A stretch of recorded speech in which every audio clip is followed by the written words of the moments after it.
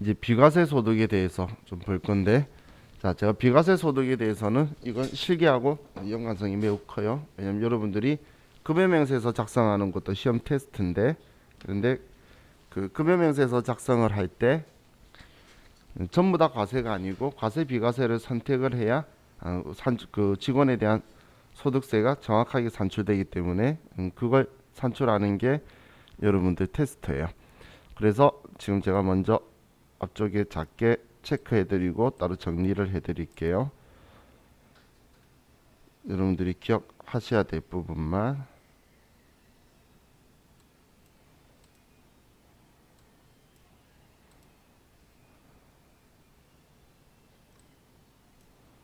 자, 지금 있는 얘, 얘, 얘, 그리고 얘, 얘, 얘 이렇게 볼 건데, 자, 지금 정리해 드릴 거라서 앞에 체크만 했고 글로만 쭉 보면 느낌이 좀 덜해서, 자,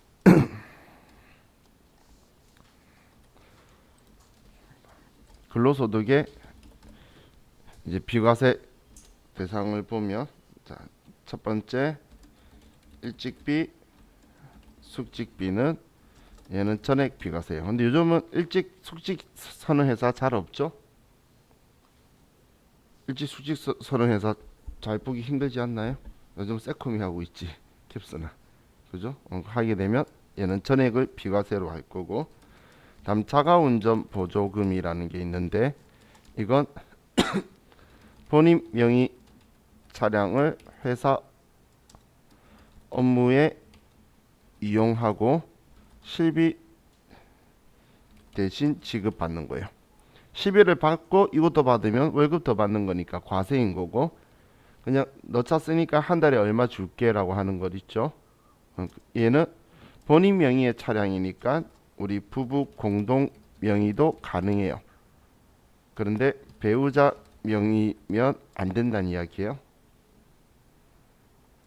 그리고 뭐 2000cc 승용차 뭐 이런 것들은 상관없어요. 그럼 부가가치세 이야기고, 이건 취지가 본인 차량을 회사 업무에 이용함으로써 받는 거예요.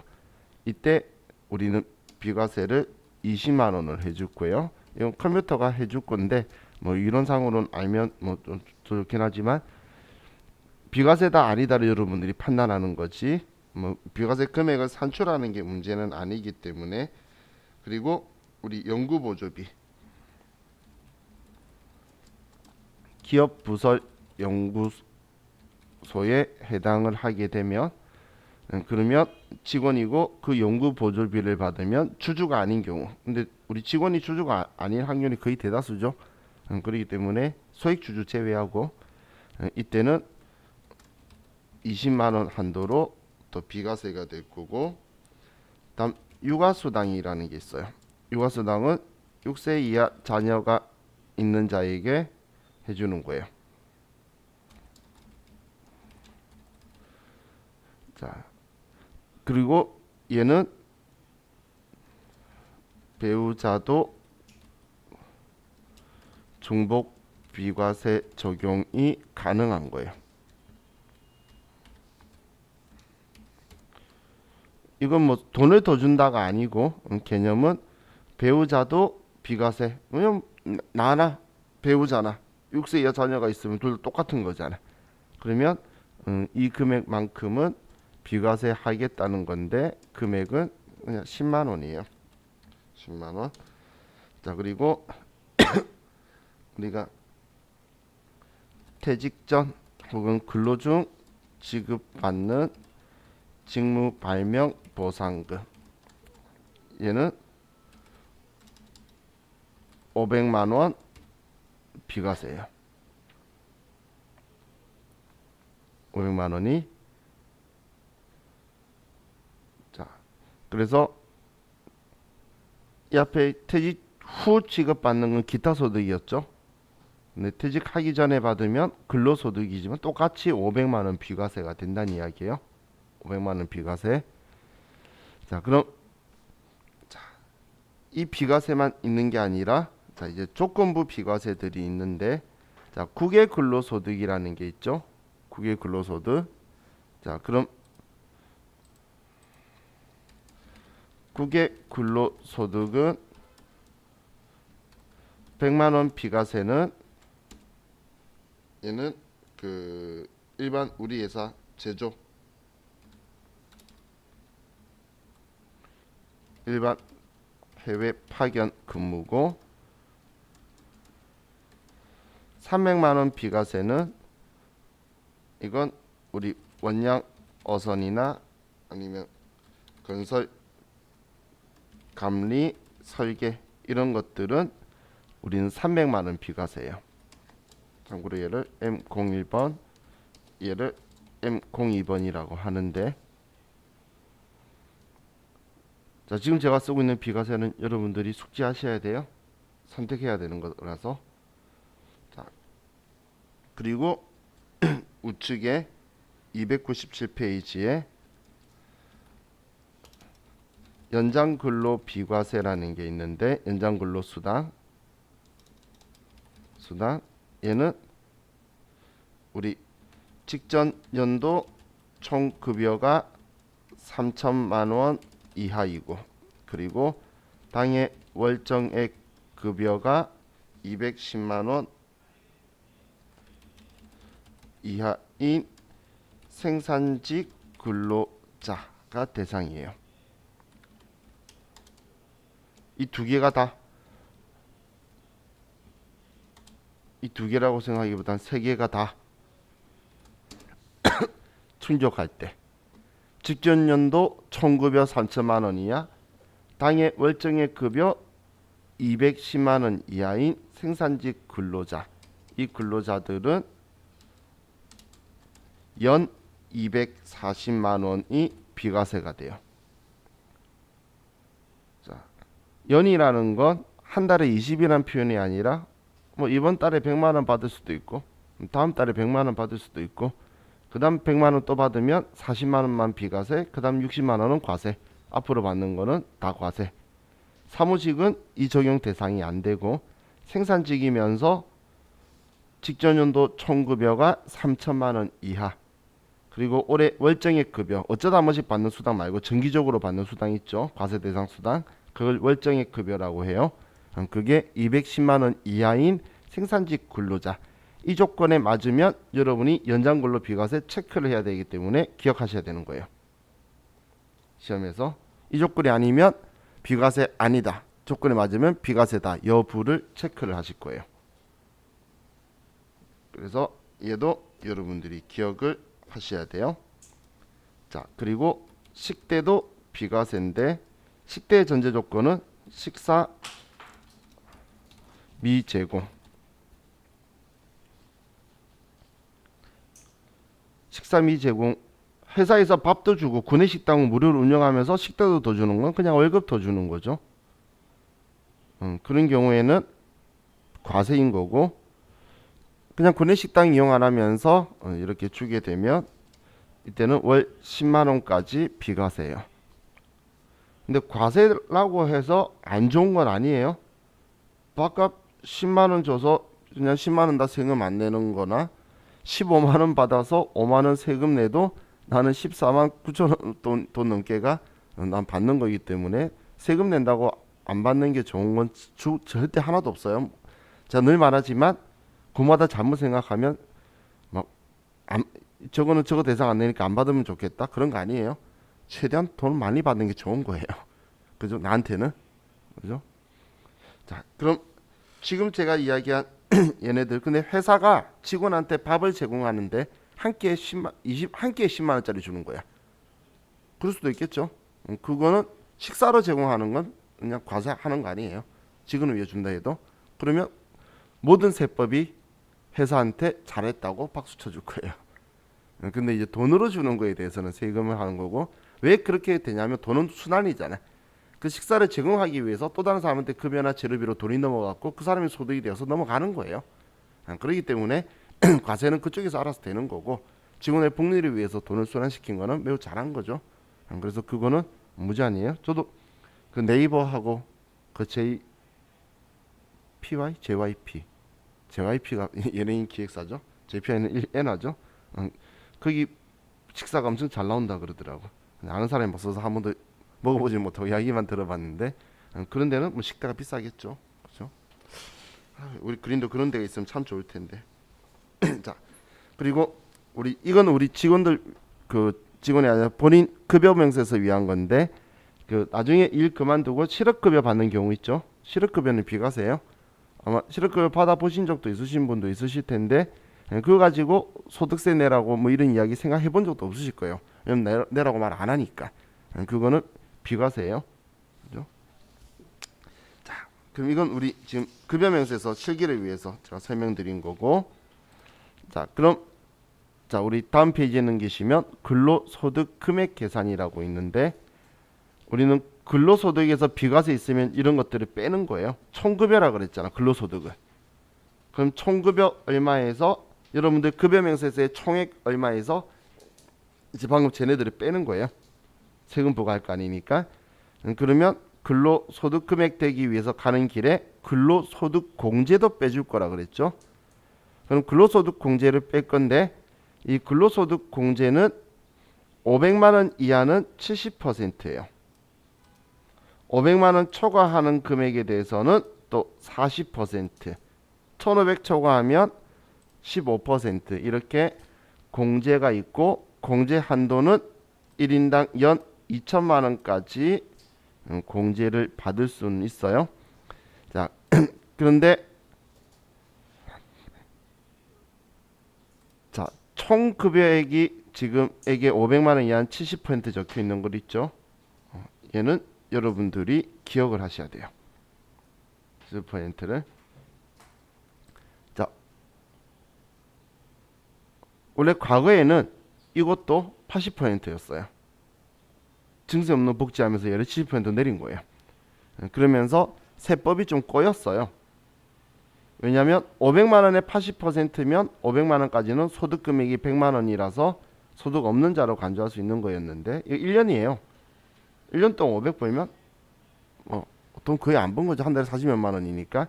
그런 거는 소득 없는 걸로 봤는데 지금 70% 내리면서 소득이 있는 걸로 된 거예요. 그래서 나중에 부양가족이나 우리 가족들 따질 때에 총 금액이 500만 원 이하이면 우리는 소득 없는 걸로 볼 거예요. 근데 여기에서 중요한 글자가 제가 체크했는데 만자가 중요한 거예요. 만자가. 여기에서도 만자.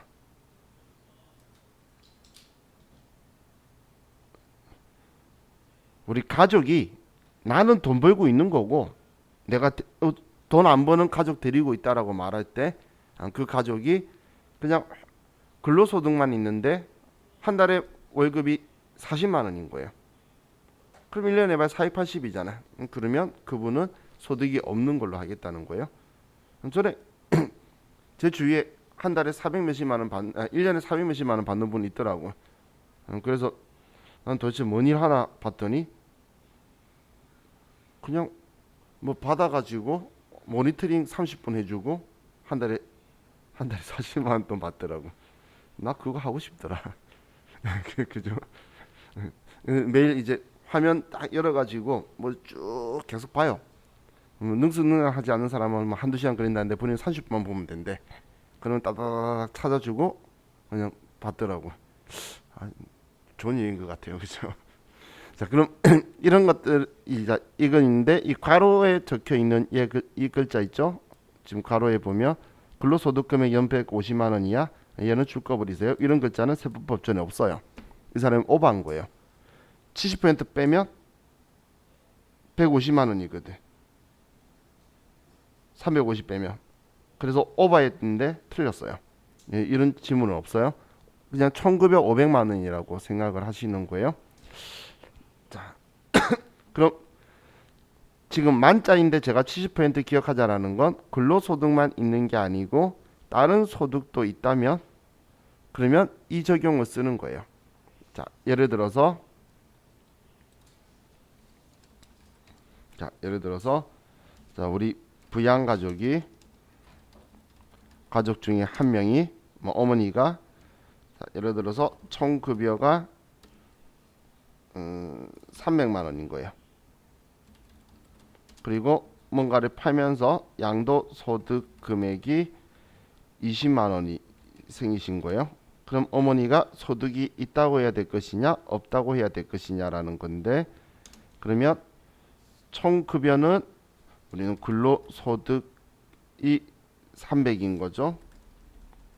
그러면 근로소득 공제 70%에서 37, 21, 210만 원을 뺄 거예요. 그러면 근로소득 금액이 90만 원이 되겠죠. 그러면 우리 근로소득 금액 90만 원에 양도소득 금액 20만 원이면 우리 어머니는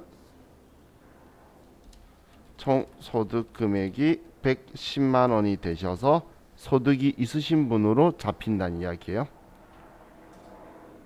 이 계산을 여러분들이 해야 되기 때문에 제가 70%를 기억하시라고 말한 거예요. 왜냐하면 내 돈으로 같이 먹고 사는 부양가족을 따져야 될 거거든요. 이제 할 게 그거예요. 그럼 내 부양가족의 전제 조건이 뭐냐면, 여러분이 부양한다라고 하려면 일단 그 사람이 돈을 안 벌어야 돼요. 근데 그 안 번다는 기준이 소득 금액 100만 원인 거예요. 소득 금액 100만 원. 이 100만 원에 미달되면 이하면 그분은 정상적인 소득이 없다고 보는데, 지금 여기에서 총급여가 500이면 100만 원이 넘잖아. 70% 빼면 150인데 근로소득만 있는 경우에는 소득 없는 걸로 인정해 주겠다라고 이 표현을 쓰게 되는 거예요. 그게 이제 기본공제라는 표현인데, 자, 지금 저와 같이 볼게. 자, 그 부분이다라고 보시면 돼요. 자, 그래서 이제 교재 306페이지로 가서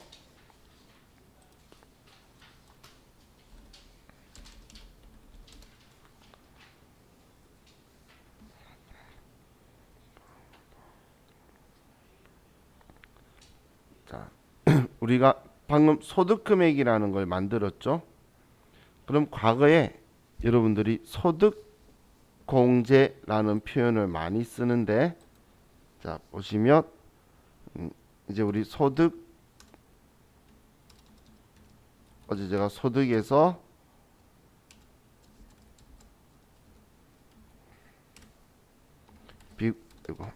비과세를 빼고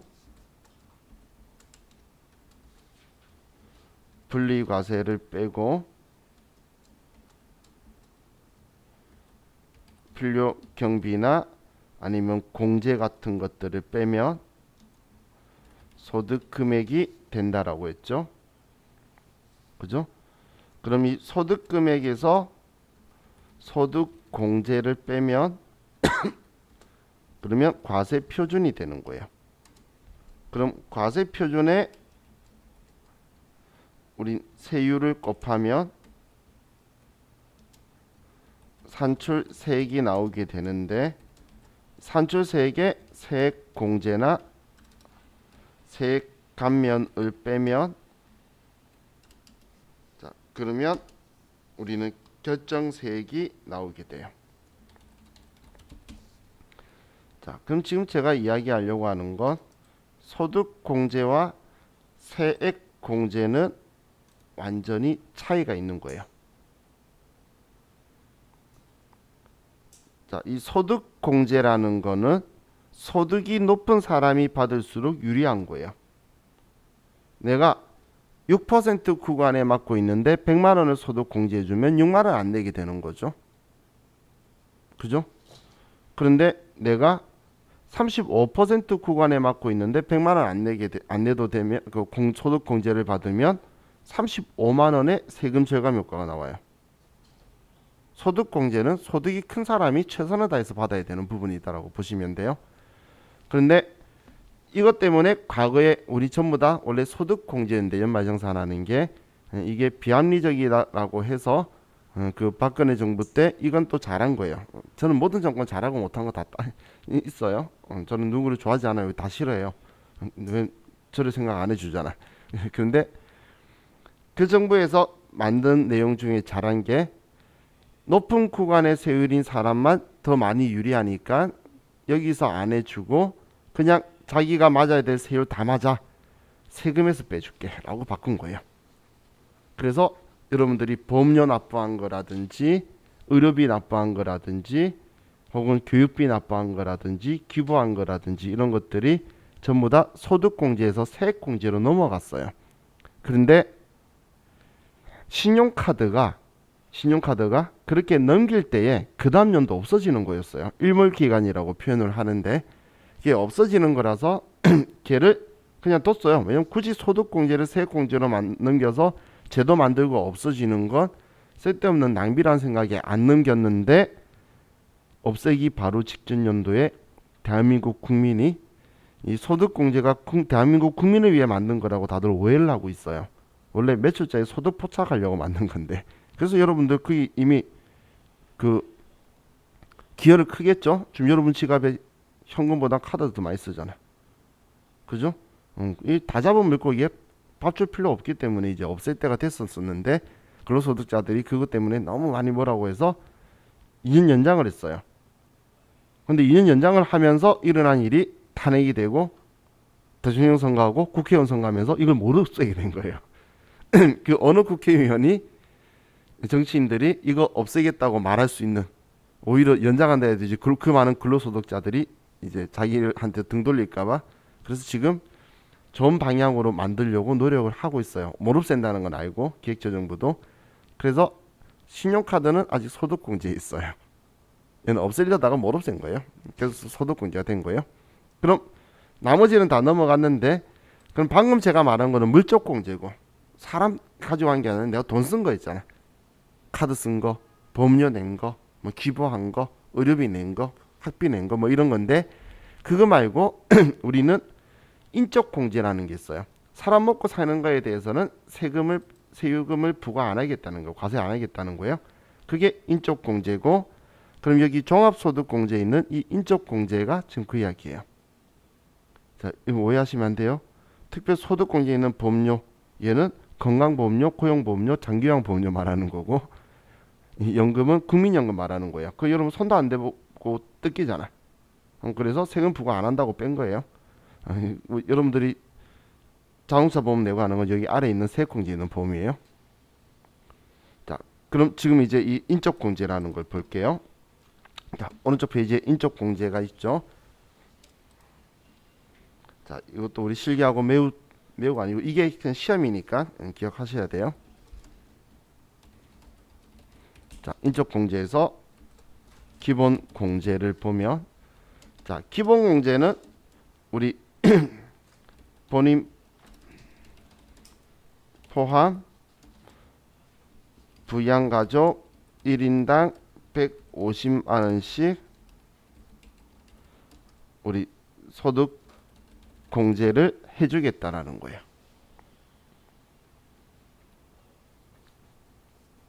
1인당 150만 원씩 소득 공제를 하겠다는 이야기예요.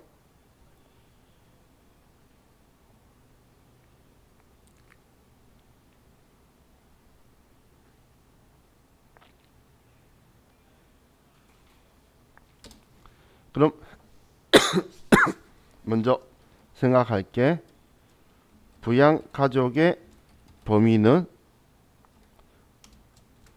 본인의 수평적, 수직적 관계자예요.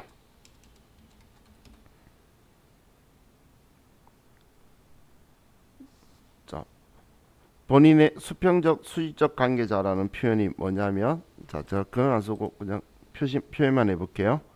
자, 내가 본인이 있어요. 본인하고 가장 수평적인 관계자는 본인의 배우자겠죠. 그리고 나하고 또 수평적인 관계자는 나의 형제자매. 얘가 내가 본인이라고 봤을 때. 그리고 배우자의 형제자매도 나의 부양가족 기본공제 대상자의 범위에 들어가요.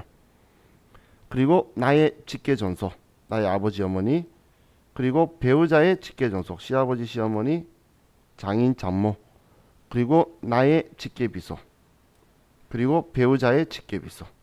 일반적으로는 둘이 같겠지만 다를 수도 있죠. 서로 재혼을 했다면 상관없어요. 내가 데리고 살고 있으면 나의 수평적 수직적 관계는 대상자가 되는데, 자 그럼 제가 파란색 쓰면 안 된다는 거예요. 가로로 봤을 때에 삼촌, 이모, 고모 이런 사람은 안 된다는 이야기예요. 배우자의 형제자매, 아니 배우자의 형제자매, 자 죄송해요. 나의 형제자매의 배우자 있죠? 그 뭐라고 부르죠? 그 사람들을 누군지 알겠죠? 내 동생의 남편, 내 동생의 아내, 그 이야기하는 거예요. 그런 사람은 가지치기잖아.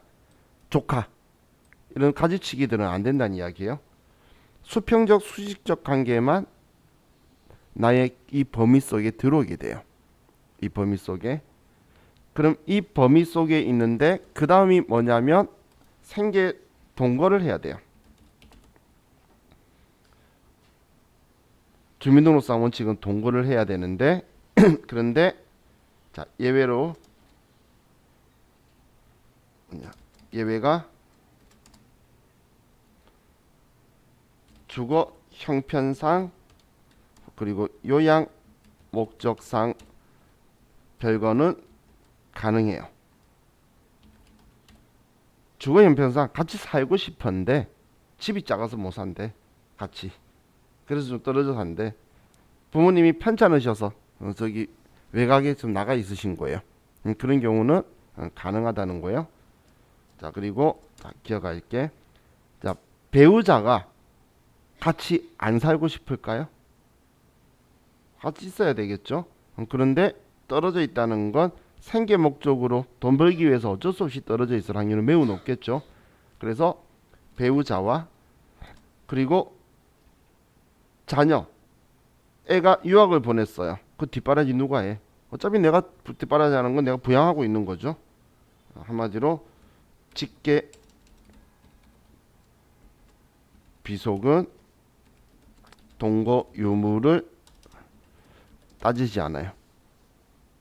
원래 배우자는 원래 세법 버튼대로 말하면 배우자는 동거 규정이 없고 직계 비속은 동거를 안 해도 부양하는 걸로 보겠다라고 적혀 있어요. 근데 저는 얘들은 따지지 말라고 이야기한 거예요. 그럼 따질 거는 형제자매와 직계 존속 아버지 어머니하고 장인 장모 시아버지 시어머니 그리고 형제자매 나의 배우자의 형제자매들은 같이 살아야지 전제 조건이 되는 거예요. 그럼 이런 상황에서 또 중요한 요건이 우리 본인은 상관없어요. 부양 가족의 소득 금액이 100만 원 이하야지 된다는 거예요. 이 100만 원이 이자, 배당, 사업, 근로, 연금, 기타, 퇴직, 양도 전부 다 합쳐서 한마디로 종합소득금액에 퇴직소득금액, 양도소득금액 전부 다 합쳐서 100만 원 이하야 되는 거예요. 이 조건들이 지금 맞아야 되는 거예요. 그런데 여기에서 바로 앞에 말했던 예외가 근로소득만 있는 경우 총급여 500만 원은 가능하다.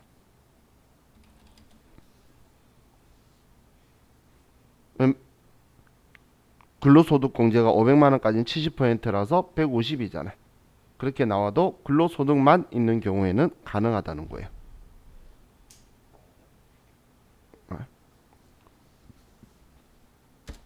그 다음 조건이 뭐냐면 나이 제한이 있어요. 조건. 자, 나이의 조건은 20세 이하, 60세 이상. 본인은 이런 조건도 아무것도 없는 거예요. 나한테 이야기하는 게 아니라 우리 부양가족 이야기하고 있는 거예요. 그러면 예외는 배우자, 장애인. 배우자와 장애인은 나이 조건을 따지지 않을 거예요.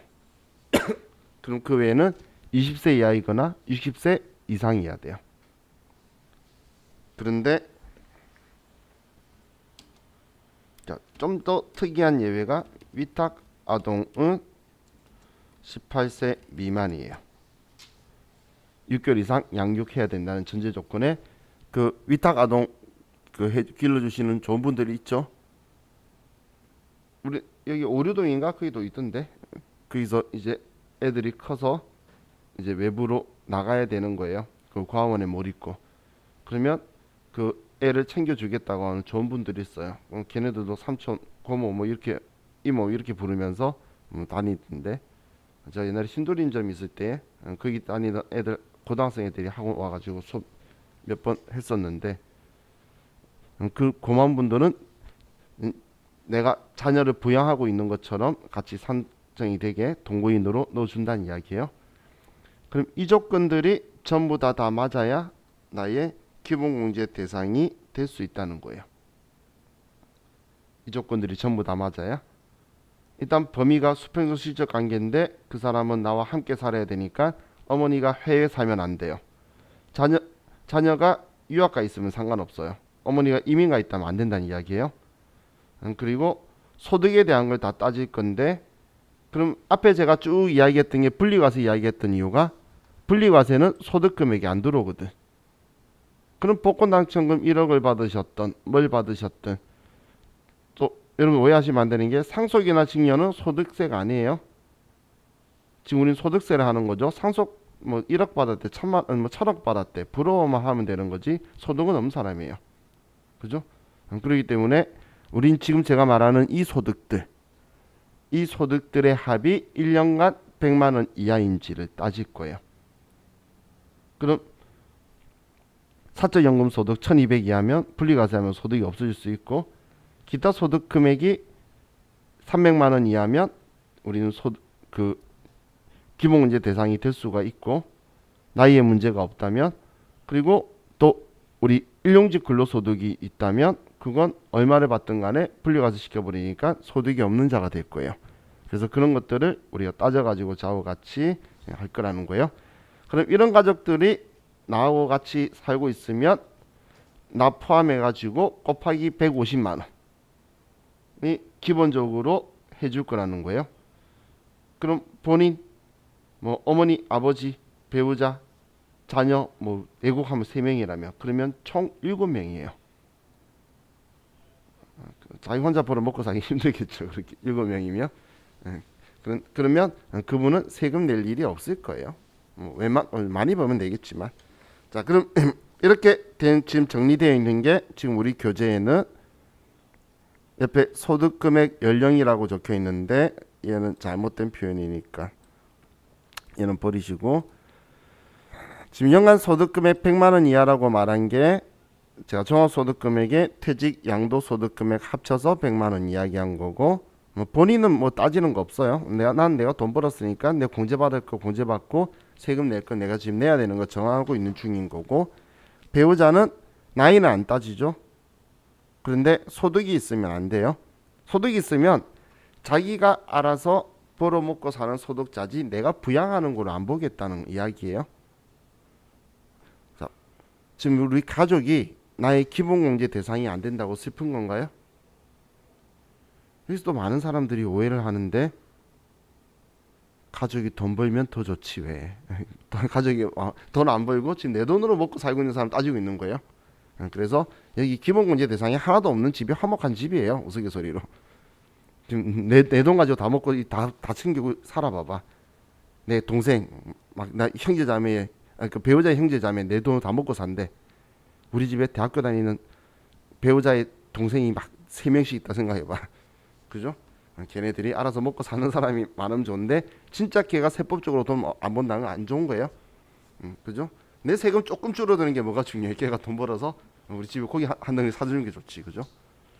자, 그럼 직계존속은 나의 부모든 나하고 위쪽으로 쭉 수직적 관계 할아버지 할머니 전부 계속 올라가는 거예요. 수직적 관계로 그 분들은 60세 이상 직계비속은 나하고 아래로 쭉 내려가는 것들 그리고 형제자매는 나의 형제자매 배우자의 형제자매 전부 다 자 그리고 여기 적혀 있는 건 형제자매의 배우자는 가지치기라 그랬죠. 형제자매의 배우자는 나하고 남이잖아. 그죠? 그래서 제외라고 돼 있는 거예요. 그럼 20세 이하, 60세 이상 장애가 있으면 나이 제한은 안 따지는데, 자 그럼 직계 비속의 배우자 될까요? 가지치기잖아. 직계 비속의 배우자 며느리 사위가 나하고 무슨 상관이야? 나하고 관계없는 가지치기예요. 내 자녀의. 그죠? 남이에요. 가족 같은 뭐 사위 가족 같은 며느리 그런 말 없대요. 그죠? 남이에요. 근데 만약에 나의 직계비속이 장애가 있는데 그 배우자도 장애가 있어서 우리 집에 내가 다 데리고 살고 있는 거예요. 그래서 소득이 100만 원이 안 돼. 그러면 그 며느리든 사위든 내가 부양한다고 볼 수 있겠죠? 그게 지금 가로에 적혀 있는 거예요.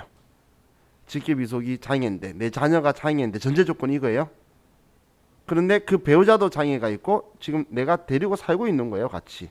생계를 같이 해야지. 그게 그러면 그 직계비속의 배우자도 기본공제 대상자로 봐줄 거예요. 그리고 위탁아동은 18세 미만, 그럼 6개월 이하인데, 자 세법상 만 나이는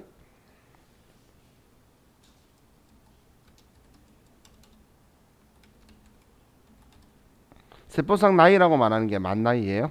만 나이는 당해 연도 빼기 출생연도가 된다고 보시면 돼요. 올해 2021년 빼기 이 사람 태어난 날 이렇게 계산을 하는 거예요. 뭐 생일 뭐 이런 거 따지는 게 아니라 세법상 나이는 우리는 올해 연도 빼기 출생연도예요. 컴퓨터가 주민등록번호 치면 계산해줘요. 그럼 지금 이야기한 건 인적공제, 기본공제 1인당 150만 원 하는 건데, 자 여기에 추가공제가 또 있어요. 인적공제에서 추가공제, 얘는 전제 조건이 기본공제 대상자가 전제 조건이에요.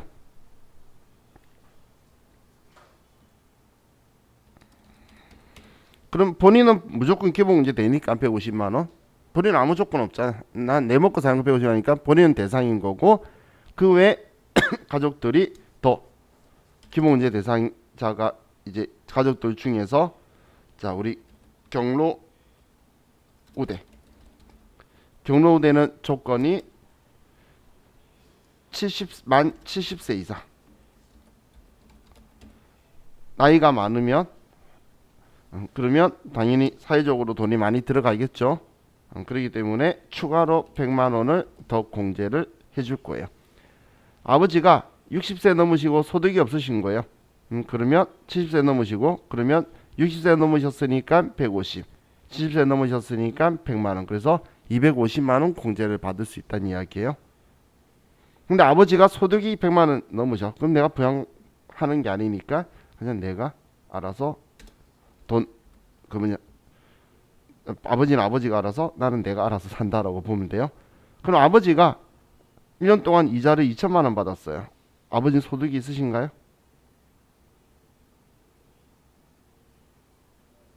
이때 제가 이야기했죠.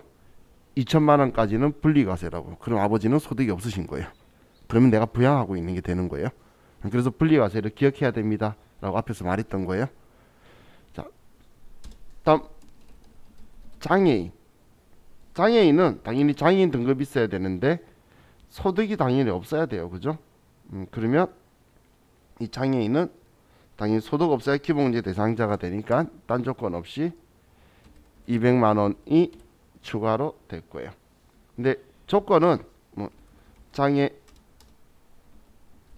복지법상 장애인이거나 아니면 항시 치료를 요하는 중증 환자.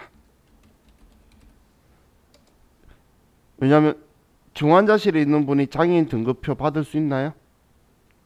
중환자실에 있는 분들은 의사가 나가라고 말하기 전에 나가면 바로 죽을 수도 있는 사람들이 천지예요. 저도 중환자실 한번 들어가 봤다가 저 가족이 아파서 한번 들어갔는데 깜짝 놀랐어요. 사람들이 묶여 있어. 고통스러워서 움직이니까 침대에. 그만큼 그 위험한데, 그분들은 장애인 등급표를, 지금 장애인 복지법상 장애인은 등급표 받는 사람이고 몇 등급. 이분들은 못 받기 때문에 병원에서 중환자 확인서를 떼줘요. 그게 항시 치료를 위한 중환자 이거예요.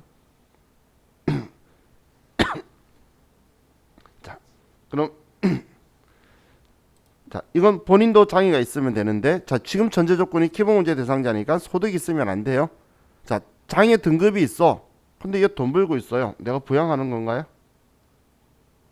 아니죠. 제 친구 중에 2000cc 승용차를 제일 먼저 산 친구가 소나타라는 차를 샀는데 어릴 때 장애 마크가 있더라고. 아직도 걔가 어디 장애 있는지는 아무도 몰라요.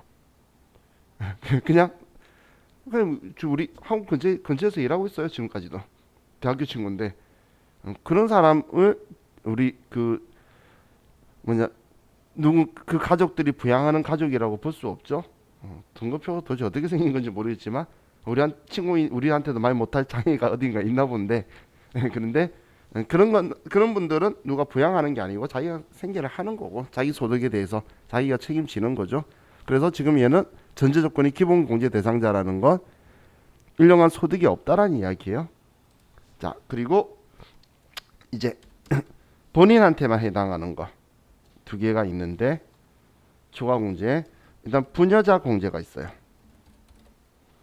부녀자 공제는 전제 조건이 종합소득금액 3천만 원 이하 여성 근로자가 전제 조건이에요. 부녀자니까 남자 근로자는 아니겠죠.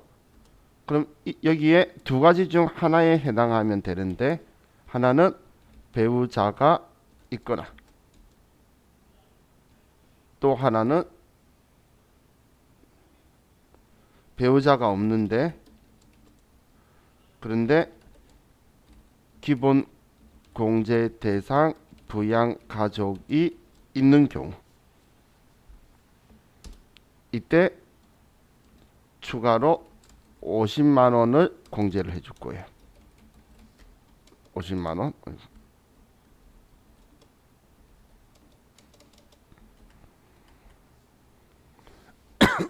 자, 지금 이런 이야기예요. 종합소득금액 3천만 원 이하인데 청급여를 하면 4천만 원 초반대를 이야기해요. 그런데 배우자가 있으면 맞벌이 여성이고 결혼 안 하면 배우자가 없겠죠. 그런데 우리 어머니를 혼자 모시고 있든지 소득금액이 없으신 60세 넘으신 혹은 내 학교 다니는 동생을 내가 데리고 살고 있든지 그러면 기본문제 대상 부양가족이 있는 거죠. 그럼 그때 우리는 부녀자 공제로 50만 원을 더 세금 안 낼 수 있도록 공제해 주겠다는 건데 또 한부모 공제가 있어요. 이 한부모 공제라는 건 얘는 전제 조건이 당연히 한부모니까 배우자가 없고 그런데 기본 공제 대상 직계 비속이 있는 경우에 한부모 공제 대상이 되는 거예요. 배우자가 없는데 기본 공제 대상 직계 비속 자녀가 있다는 거야. 20세 이하의 소득금액 없는. 그러면 한부모 공제를 받을 수 있는데 이 한부모 공제는 100만 원이 되게 돼요. 근데 얘는 그럼 여성 근로자는 결혼 안 하면 배우자 없고 이혼하면 배우자 없고 기본제 대상 직계 비속이 있으니까 두 개 다 될 수도 있잖아. 그런데 이건 부녀자 공제와 중복 적용이 불가해요. 그럼 세부담 최소화 전제로 하라 그러면 당연히 100만 원 공제를 받아야 돼서 이걸 선택하는 거예요. 자, 그럼 우리 소득세법은 뭔가 판정하는 판정 기준일은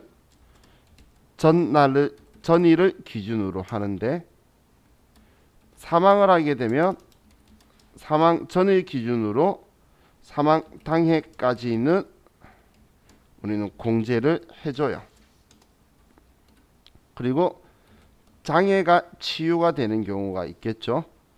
좋은 일이죠. 장애 치유가 되면 당해까지는 우리는 장애인 공제까지 해줘요. 그 다음 연도부터 안 되는 거예요. 근데 이혼을 했어요. 이혼을 하면 그때는 즉시 남남이에요. 그렇기 때문에 공제 남남이 아니면 남이라고 쓸게요. 그래서 바로 공제 불가예요. 왜 이혼하면 즉시 남이냐면 올해 이혼했어요. 그래서 올해 다른 사람이랑 재혼을 했어요. 둘 다. 그러면 그 해에 그 사람의 배우자 공제가 되거든. 그렇기 때문에 이거는 안 된다라고 보시면 돼요. 자, 이번 시간 여기까지 하고 우리 쉬었다가 또 합시다.